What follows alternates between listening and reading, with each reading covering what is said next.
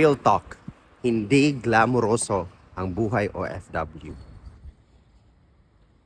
You want real talk? Hindi glamorous ang buhay OFW. May mga luha sa bawat padala. Ito yung mga naririnig ko. Pero alam ba ng mga kapamilya nila na pinapadalhan? Hindi. Kasi mahal sila ng taong nagtatrabaho dito. Sa bawat perang pinapadala, hindi alam ng karamihan ang overtime at mga part-time na pinasok mo.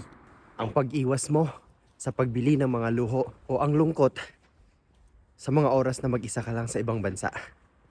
May isa pang lungkot pagkatapos mo silang padalhan. May mga araw na gusto mong sumuko.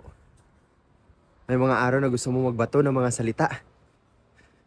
Pero pinili mong hindi. Kasi alam mo, hindi nila maintindihan yun. Minsan gusto mo na lang magsabi, ang hirap niyong mahalin. Ito mga karaniwang kamustahan ng mga Pilipino pag nagkikitaan dito sa Japan. Reklamo dito, reklamo doon.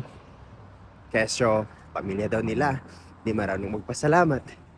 Yung pamilya nila, ganito, ganyan.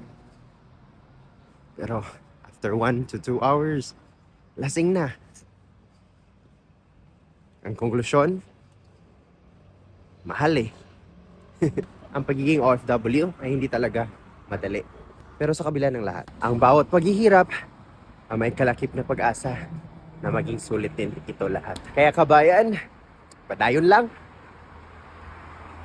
Reklamo pero mabati gapon.